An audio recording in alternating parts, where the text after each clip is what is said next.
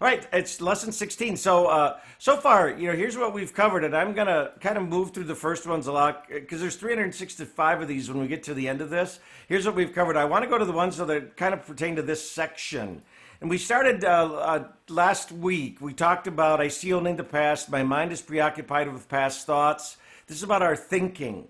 Lesson 9 was I do not understand anything I see. Lesson 10 was all about my thoughts don't mean anything. That's how we ended last a week ago, Friday. Monday last week, we talked about my meaningless thoughts are showing me a meaningless world. Then we worked with this idea that I'm upset because I see a meaningless world. And then we went to this one that a meaningless world would engender fear.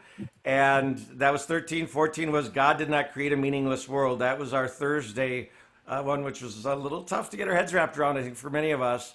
And then we ended, last Friday with my thoughts are images that I have made. Now, from Friday's lesson, my thoughts are images that I have made.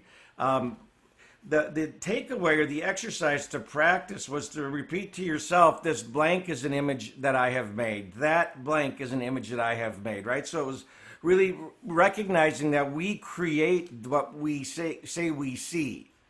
What we say we see. So I'm curious, what happened as you practiced this lesson over the weekend or through the day Friday? Did anything come up for you as you stayed on this one about my thoughts are images that I have made?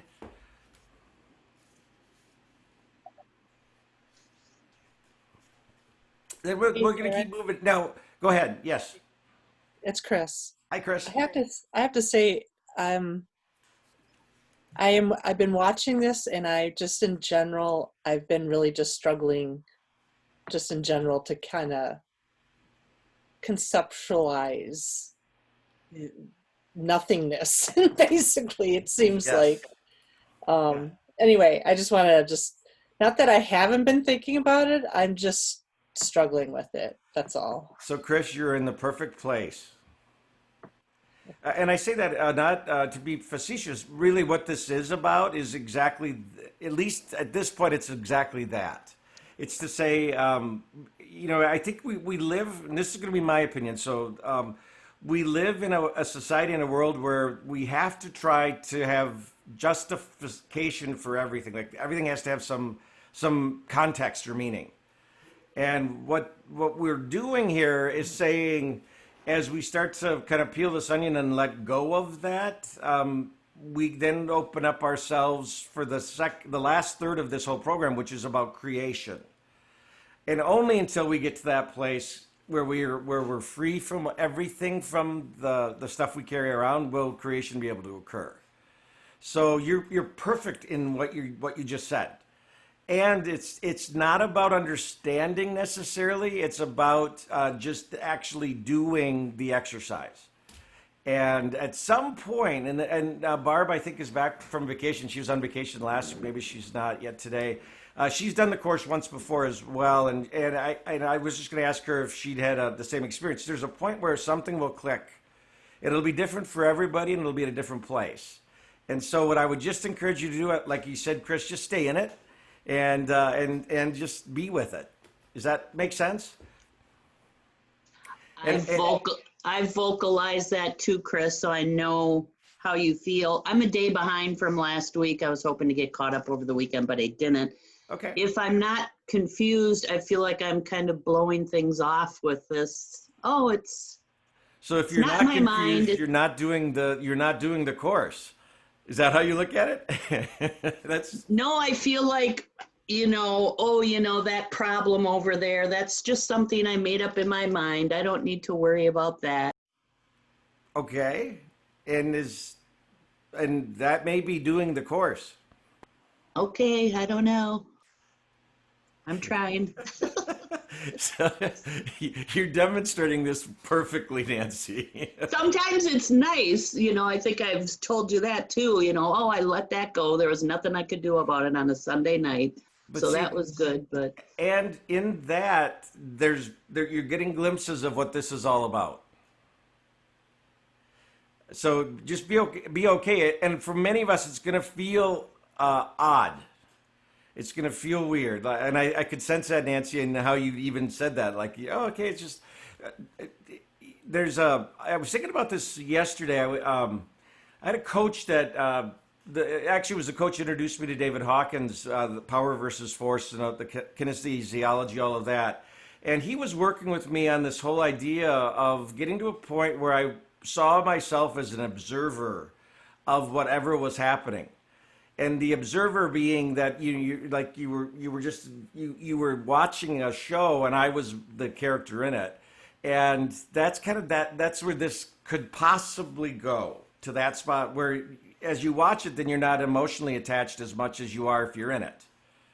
You don't have as much at stake necessarily. And that doesn't mean it's right or wrong. It just puts you in a different place of being every day. And ultimately, part of the reason I brought this up after we did the happiness series was that I think that this study, for everybody I've heard talk about it, leads to being happier. Now, the process may not, because during the process you may feel uneasy, off balance, confused, all of those things. Ultimately, the goal is that, though. So, so if we spend 30 minutes a day, Monday through Friday, for a year, and we end up all happier, is that a pretty good time well spent? I think so. That's why we'll keep doing these. So I love that, though, Chris, that you share that, because that is, others are there, and I expect that. And know that at some point this will click. And what I'm always I have to hesitate and pull myself back because I just want to give it to you, right? And go, here's what it means. But that wouldn't work because it's different for everybody. So let's stay in the process. So today, speaking of staying in the process, today is lesson 16. Let me get back to it because this is building on what we ended last week with, and that is. Our lesson today is this one. It says, I have no neutral thoughts. So we've been talking a lot about our thoughts, the way we think. I have no neutral thoughts is today's lesson. It says the idea for today is a beginning step in dispelling the belief that your thoughts have no effect. Your thoughts have no effect. So we're going to start dispelling that belief. In fact, everything you see is the result of your thoughts. Everything you see is a result of your thoughts. There is no exception to this fact. Thoughts are not big or little or powerful or weak. They are merely true or false.